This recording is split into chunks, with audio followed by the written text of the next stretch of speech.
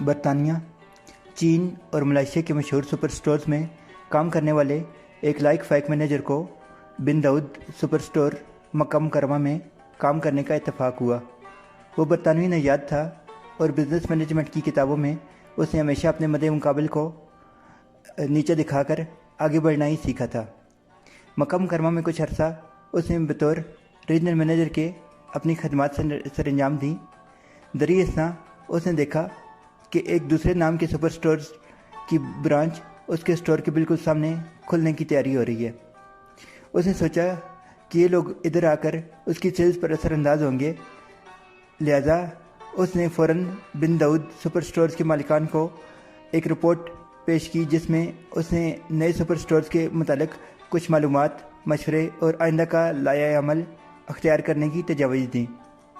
اس کو زندگی میں حیرت کا شدید ترین جھٹکا لگا جب مالکان نے اس کو نئے سپر سٹور کے ملازمین کا سامان رکھوانے، سٹور کی تزئین و آرائش اور ان کی چائے پانی کا خاص خیال رکھنے کا کہا۔